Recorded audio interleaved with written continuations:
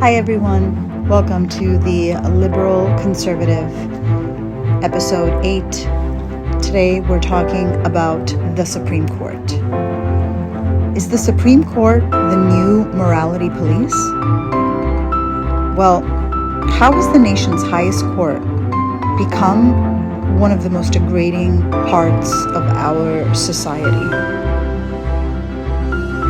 The United States Supreme Court is supposed to be the conscience of our democracy, but instead, it's become the empire's sword, if you will, sharpened behind closed doors and swung in the dark.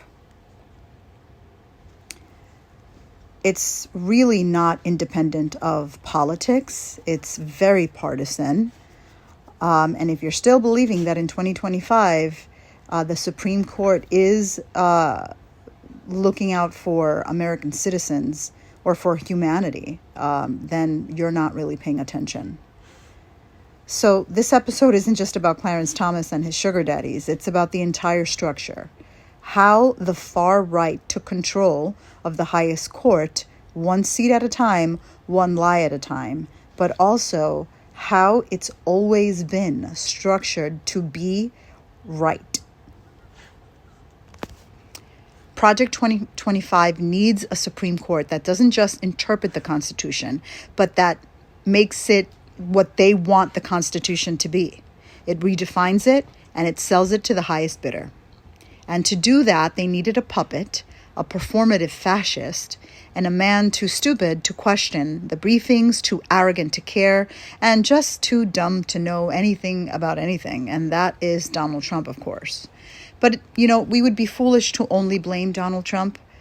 The reality is that was really always the point. The Supreme Court was never chosen by us. It was never chosen by the people. There was never even talk of changing the Constitution to make the highest court in the land that makes laws that affect our lives every single day, to make those judges elected by the people whose lives they're affecting. Justices are appointed for life by presidents and confirmed by the Senate, which means the court is already 2 degrees removed from democracy. In its history, the court has upheld some really horrific laws. It upheld slavery, Dred Scott, segregation in Plessy versus Ferguson, forced sterilization in Buck versus Bell, and corporate personhood in Citizens United. So, was it ever about justice, or was it always a safeguard for the ruling class? Well, it turns out America didn't ever veer left. It always was veering right, and the Supreme Court dragged us there. This is how the right took over. This didn't just happen overnight. It was a multi-decade operation, funded, engineered, and executed by names you already know. The Federalist Societies of 1982, grooming young conservatives in law school to become the ideological army. Leonard Leo, the architect of the court's far-right shift, helped pick Gorsuch, Kavanaugh, and Barrett. Mitch McConnell, the enabler, he blocked Obama's nominee Merrick Garland, then rushed 3 Trump picks through in 4 years. And then, of course, dark money from billionaires, Mercers, the Koch brothers, poured into, billions of dollars into PACs and law schools. They don't need elections when they've got the courts, because one lifetime appointment can outlast 10 presidents. Trump is the perfect, useful idiot. Most presidents think. Most presidents read. Donald Trump was never built for governance. He was built for distraction. He is a buffoon. He is illiterate. He is unintelligent.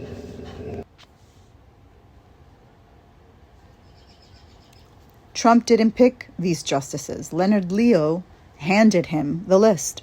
Trump didn't care about constitutional theory. He doesn't even know what that means, right? He cared about loyalty, and he cares about grifting, and he cares about making money for himself and his friends because he has to, because he probably owes them money.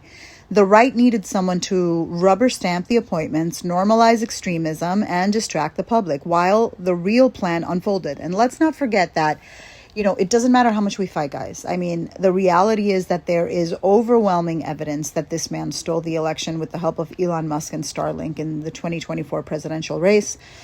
And therefore, that means that they also stole, Congress, right? So we have a ton of illegitimate people running our government right now. We are in full fascist state. We are full in it. Like people that keep saying, he's going to lose in the midterms, or, you're still thinking about America in 1980. This is not where we're at. They're not going to lose ever again. And he kept telling you that before the election. He told you, just vote this once and then you're never going to need to vote again. He literally kept telling you, he kept warning you. Now he's basically, him and Elon Musk and Joe Rogan has told you that they stole the election. Too late now. There's legitimately pretty much very little that we can do. The states maybe can hold some guard for a little while, but that's only if they don't try to steal state elections as well. So Trump stacked the court with 3 justices that were paid for to do his bidding: Gorsuch, Kavanaugh, and Barrett. Not his bidding, but the bidding of the Federalist Society and Project 2025. And they're all very young. And they're all, committed to rolling back democracy. That's the reason they were put there. So the decisions that shaped the collapse, well, they gutted voting rights recently in Shelby versus Holder. They overturned Roe v. Wade in Dobbs versus Jackson. They handed more gun rights than they did to women. They made it nearly impossible to regulate pollution in West Virginia versus EPA. They sided with Christian nationalists, corporate interest, and billionaire donors. Clarence Thomas has taken luxury vacations from billionaires. Samuel Alito flew on private jets. And Brett Kavanaugh screamed about beer at his hearing and got promoted. So is it theater?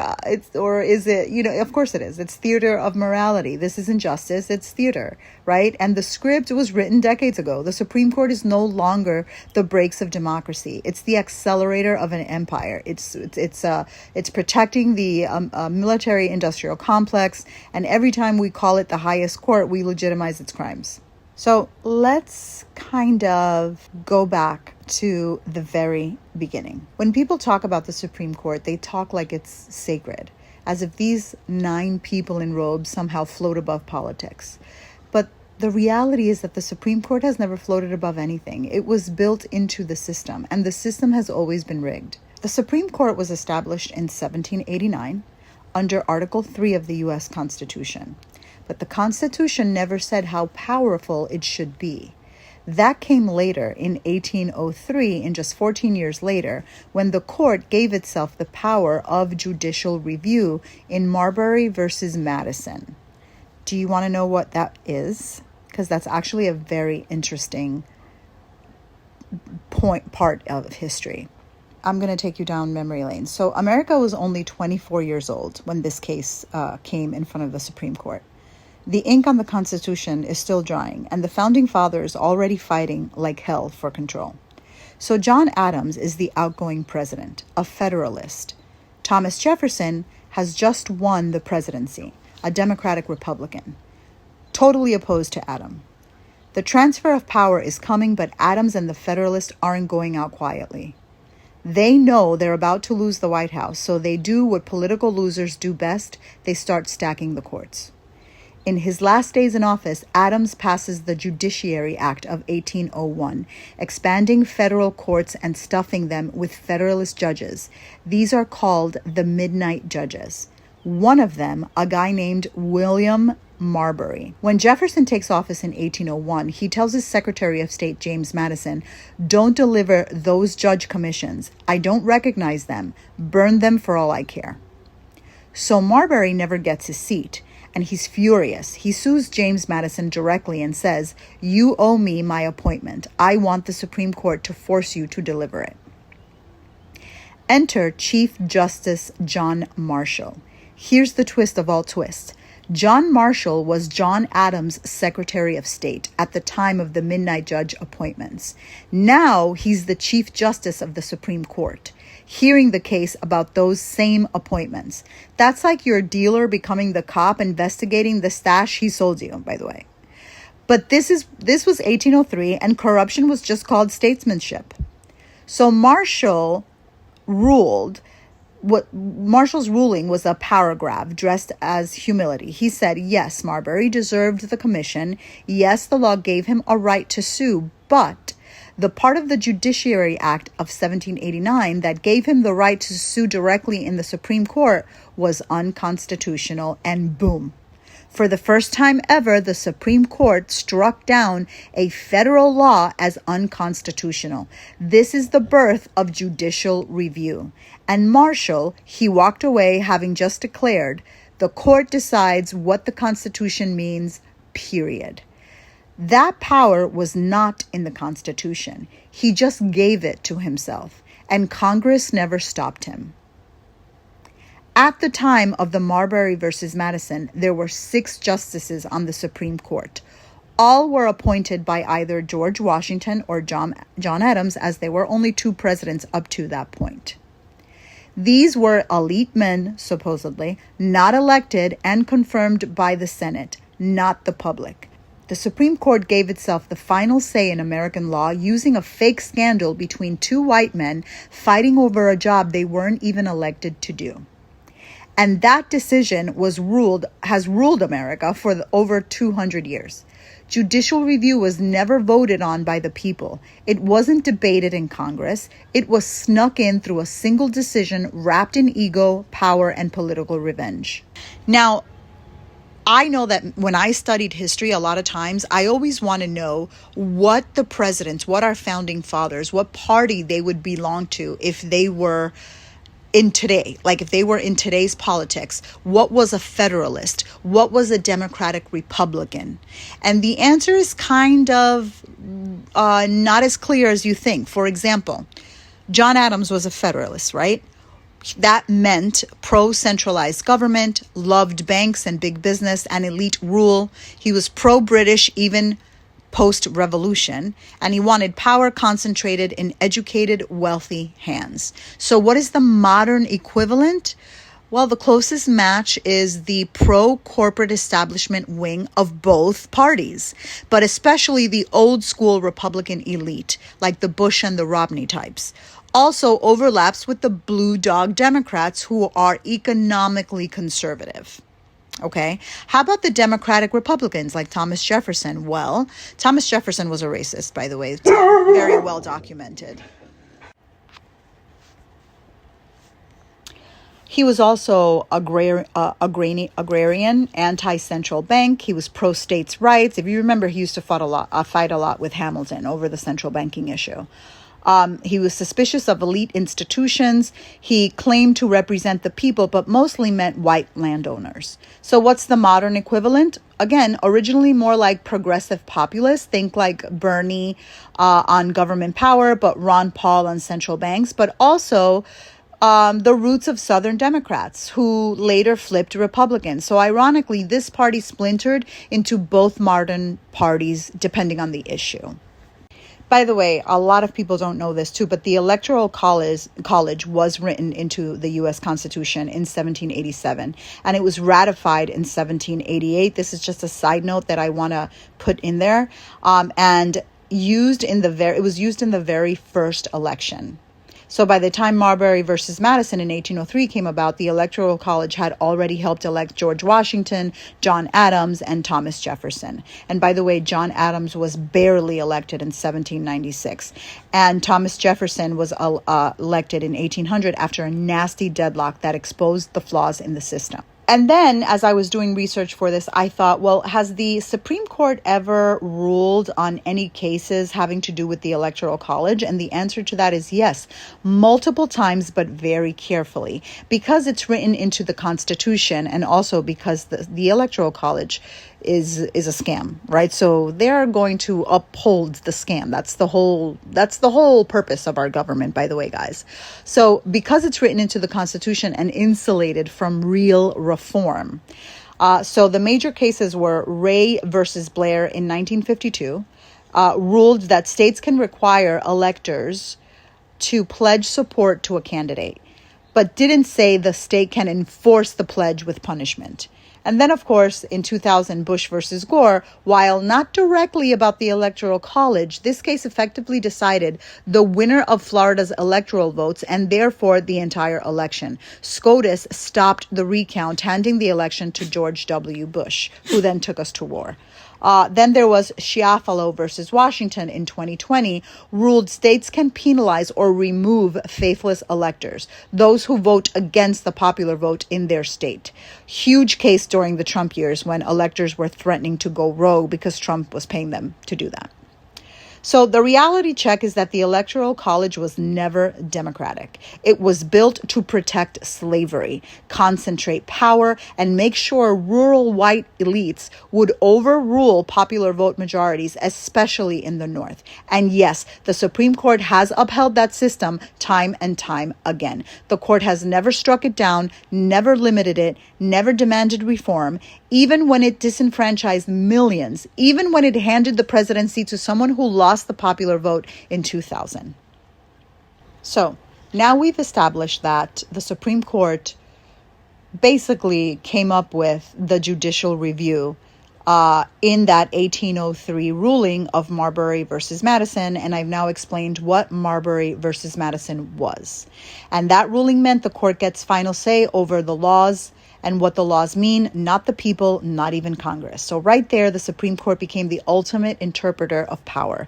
And surprise, every time the empire needed protection, the court protected it.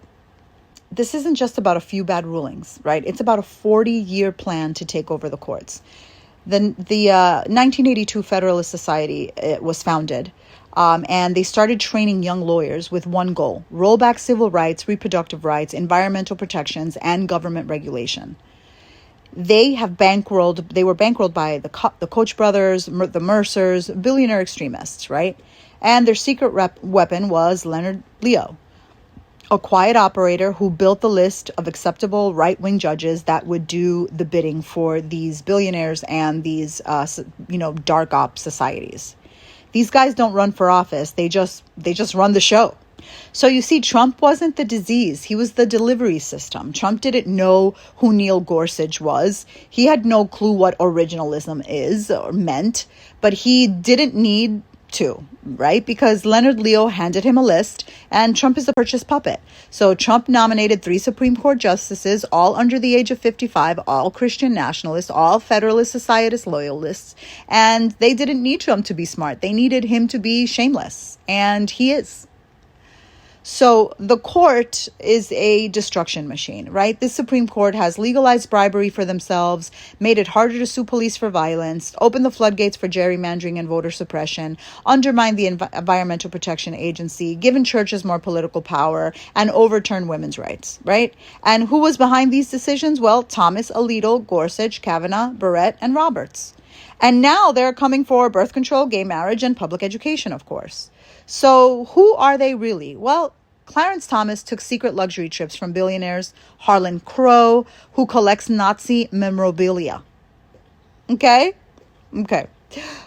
I don't think I need to say anything else. I think the irony just basically speaks itself, right? Okay. Samuel Alito took flights on a private jet from a hedge fund billionaire and didn't recuse himself from his cases. Brett Kavanaugh is an alcoholic accused of sexual assault, definitely committed them, and he was confirmed anyway. And Amy Colbert Barrett is literally Handmaid's Tale, right? Like, she came from a religious cult and replaced RBG days before the 2020 election. That is such enormous corruption. It's not even a little bit funny. These people are not judges. They're ideological soldiers in robes. So let's move on, and I want to talk to you about the setup, right? The Supreme Court isn't the only arm of elite control built into the system. Because while Marshall was inventing judicial review out of thin air, the Electoral College was already working overtime to make sure the people never had the final say. Southern states had fewer voters, but more people. Okay? Thanks to enslaved populations. And the Electoral College counted slaves as 3/5 of a person, giving states the Virginia massive influence. given states like Virginia, the massive influence. So let's be honest, the presidency wasn't supposed to be Democratic either. It was meant to be filtered, rigged from the start. So now you've got a system where the president, who's selected by a slave-coded electoral college, appoints Supreme Court justices for life, and those justices then interpret the laws for everyone, even the people who never got a vote in the first place. So that's more like a Ponzi scheme, right? The Electoral College is just the way they make sure the CEO of the empire gets picked by shareholders, not the workers. The more you look at it, the more you realize that the Supreme Court doesn't protect democracy, it protects the illusion of it. And when you realize how tightly it's tied to the presidency, to corporate donors, to racist voting structures, you stop asking, how did it get this bad? And you start asking, was it ever meant to be good? The Supreme Court has never been a shield for American citizens. It's been the pen that signs off on oppression. And the truth is that the court didn't fail us. The court is functioning exactly the way it was designed. Every time that there's been a moment for the Supreme Court to side with humanity, with enslaved people, with the segregated, with the women, with workers, they chose power and they chose capital. They chose the white male ruling class every single time. In 1857, in Dred Scott versus Sanford, Dred Scott, a black man, sued for his freedom. The court ruled black people have no rights which the white man is bound to respect. Said he was not a citizen, couldn't sue, and remained property even in free states. That was not justice. That was legalized white supremacy from the top bench in the land.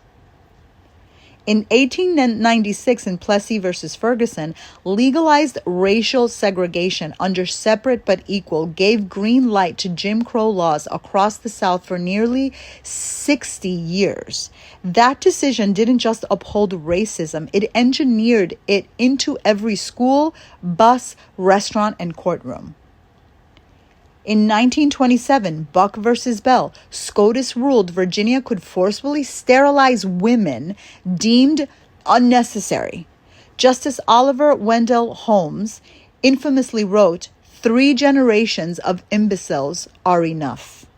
This ruling made state-sanctioned sterilization legal, and it happened to over 60,000 people, most of them women, poor, or disabled. In 2010, Citizens United versus the FEC ruled that corporations are people and money is speech. Billionaires and corporate PACs can now flood elections with dark money and no accountability. That wasn't just a bad ruling. That was the court auctioning off democracy to the highest bidder. And Dobbs versus Jackson, Women's Health of 2022, overturned Roe v. Wade, ending 50 years of constitutional protection for abortion, gave states full authority to ban abortion, no exceptions for rape or incest in many cases. 6 justices, 4 of them appointed by presidents who lost the popular vote, decided women were not autonomous beings under the Constitution. The pattern is fucking clear. Every time we got close to progress, the Supreme Court dragged us backward. Black people dehumanized, women controlled, workers crushed, the rich empowered, and corporations made immortal. If you think this court is suddenly corrupt, you haven't been paying attention. It's not broken. It's functioning exactly the way it was built, to gatekeep justice for capitalists and billionaires and corporations, to protect capital for white men, and to wrap empire in legal robes and call it order. So, have there been any times in history where the Supreme Court has stood for morals? The answer is yes, but very few. And I'm going to tell you, the liberal eras. The Warren Court was from 1953 to 1969. Chief Justice Earl Warren, appointed by a Republican, Dwight D. Eisenhower. Surprise, though, Ike thought he was choosing a conservative, Warren turned out to be one of the most progressive Chief Justices in U.S. history. The major wins: 1954 Brown versus Board of Education ended segregation in public schools, overturned Plessy versus Ferguson, separate but equal is inherently unequal. In 1965, Griswold versus Connecticut recognized a right to privacy in marriage, struck down bans on birth control. In 1966, Miranda versus Arizona created the Miranda rights and protected the rights of the accused. In 1967, Loving versus Virginia legalized interracial marriage nationwide. And in 1969, Tinker versus Des Moines ruled that students don't lose free speech at school. The Warren court wasn't perfect, but for once, the court was ahead of Congress, not behind it.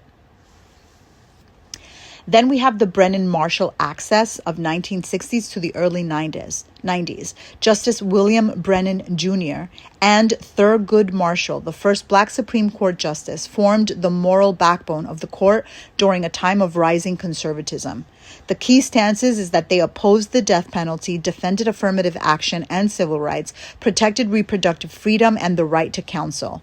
They weren't just left-leaning, they were principled. They dissented even when the world turned right. Who appointed these liberal judges? Well, FDR nominated a record 8 justices, many of whom upheld the New Deal policies to help working Americans. Eisenhower appointed Earl Warren, unexpected progressive, and William Brennan, true liberal. Lyndon B. Johnson appointed Thurgood Marshall. And Jimmy Carter appointed none, 0 SCOTUS vacancies during his term. Clinton and Obama, of course, gave us Ruth Bader Ginsburg, Sotomayor, and Kagan, all left of center but cautious. Thurgood Marshall was forced into retirement in 1991. He was already elderly, but still very, very sharp, and had been the most consistent progressive vote for 24 years. He retired under pressure due to health, but many believe the timing was strategic because George W. Bush replaced him with fuckface Clarence Thomas, the ideological opposite. This flipped a historic civil rights seat into a right-wing pro-corporate vote. Clarence Thomas is a disgusting excuse of an American. Earl Warren was pressured to resign in 1969 after Miranda and Loving. Warren was a target of right-wing campaigns accusing him of being a judicial activist. Nixon came into office promising a rein-in on the court. Warren resigned under pressure, and Nixon appointed Warren Burger, shifting the court back toward conservatism. Ruth Bader Ginsburg late-stage delay from 2016 to 2020. While not forced out, Ginsburg's refusal to retire under Obama when Democrats controlled the Senate meant her death let Trump appoint Amy Coney Barrett, swinging the court hard right. Ginsburg believed Hillary would win in 2016 and wanted her replacement to be a woman, and wanted Hillary to be the woman to make that pick. And the system failed her, and it has failed us. What does this prove? Liberal moments in the court are the exception, not the norm. Even when liberals make it in, they're outnumbered, pressured out, or replaced by design. The empire allows left-leaning justices when the public demands it, or when they believe the system is stable enough to absorb it. But let's be clear, the court has always been vulnerable to corporate capture. It has never had true democratic legitimacy. Even its best moments came from elite men trying not to lose grip, not from real structural reform.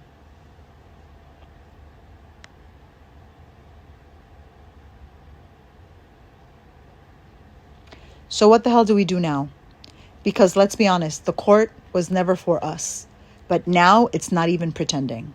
It's gutted abortion rights, shielded billionaires from financial disclosures, handed elections to those who lost the popular vote, and now it's about to bless Project 2025, a blueprint for American fascism.